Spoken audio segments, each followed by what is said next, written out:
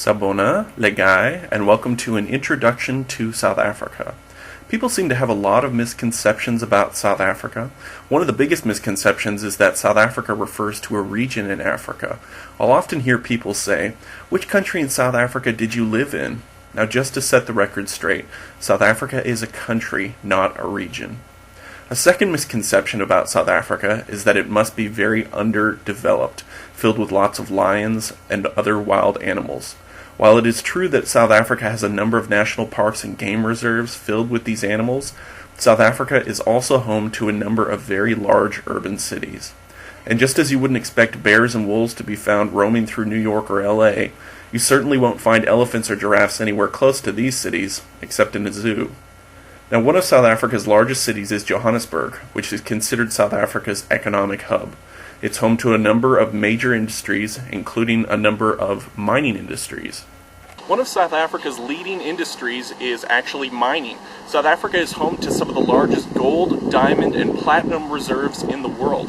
What you'll see behind me here is actually what's known as a mine dump. This is all the unused resources, gravel, dirt, sand, everything else that is collected during the mining process and not used.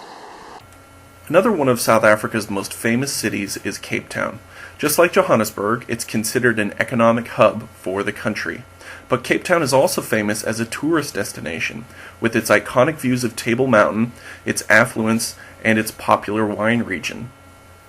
Pretoria is another one of South Africa's largest cities, but what makes Pretoria unique is the fact that it is actually the seat of South Africa's government. As you see here, these are the South African Union buildings where the Parliament sits, making all of its political decisions, and this is where the South African president presides as well. Chances are, if you've heard anything about South African cities like Johannesburg, Cape Town, or Pretoria, it's been in relation to sport. One of the things that South Africa has been famous for in recent years has been soccer. Actually, a few years ago, South Africa was host to FIFA World Cup Soccer, and what you see behind me here is Soccer City Stadium, otherwise known as Calabash Stadium. Calabash actually refers to pottery or a jar, so this is Pottery Stadium. It was actually where a number of tournaments in the World Cup were actually played just a few years ago.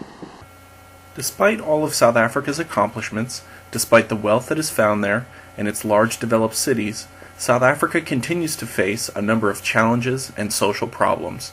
Perhaps the most significant challenge South Africa has faced historically, and that it continues to face, is the problem of racism. South Africa actually has 11 official languages, with many more tribal and ethnic groupings. Approximately 80% of the population is black, 10% of the population is white, and the rest of the population is made up of other groups such as Indians, Asians, and coloreds. Although 80% of South Africa's population is black, between 1948 and 1994, the white minority established a system of government known as Apartheid. The philosophy behind apartheid was to keep South Africa's racial and ethnic groups separate, but the result of this system was much more far-reaching than just separation. This minority government refused to allow black South Africans to vote. They were limited on the types of jobs they could hold, the types of education they could receive, and even the language in which they could learn.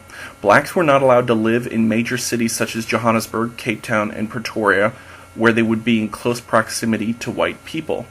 So areas known as townships were set up so that white urban areas could still benefit from cheap labor provided by black South Africans. Now, one of the most famous of these townships is Soweto, which also became a focal point during the protests and fighting against the apartheid government. During apartheid, activists, student groups, and even armed resistance groups would rally against the apartheid government. One of the most famous sites involved in these protests was a church known as Regina Mundi. What you see behind me here is Regina Mundi, which is a Catholic church that was actually involved in the Soweto uprising in the 1970s. This was the location where Archbishop Desmond Tutu staged a lot of his social action protests, and that was actually attacked by the apartheid regime during that time. After years of protest, unrest, and pressure from international governments, Apartheid was abolished, and a democracy that included the majority black South African population began. Although apartheid has ended, racism and race relations are still issues that South Africa continues to deal with. As was mentioned earlier, the apartheid government originally established township areas to segregate black South Africans from white South Africans.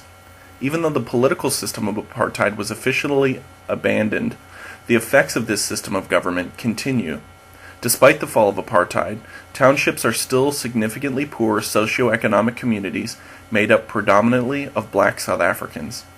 In fact, just a few years ago when I worked with an HIV/AIDS organization located in one of these townships, I usually went months without running into another white person. Now this brings us to a second major problem that South Africa continues to face today, the problem of poverty. Although pockets of wealth can be found within South Africa, a large number of people live in poverty here. It's estimated that anywhere between 25 to 35% of the population is unemployed. And it's not uncommon in this country to see shacks and squatter dwellings laying in the shadows of opulence and wealth. Another significant issue South Africa is currently facing is the problem of crime. Partly as a result of the high levels of disparity between the rich and the poor, crimes such as theft, burglary, and murder are significant problems in South Africa. As a result, it is very common to find that in wealthy neighborhoods, homes are surrounded by high walls and security fences. Another popular trend has been to set up booms manned by armed guards who control access to neighborhoods. Although these efforts are often undertaken to keep out crime, it also serves to highlight as well as perpetuate the growing gap between the rich and the poor. Another significant social problem that South Africa is facing is HIV/AIDS. South Africa is currently the nation with the highest number of people living with HIV/AIDS, with over 5 million people infected. That means that almost 18% of the adult population is living with HIV. This is a significant public health concern for the country, and with its high levels of poverty, the country has relied on outsiders such as the United States, the United Nations, and the European Union to help address the health-related and social problems created by this disease.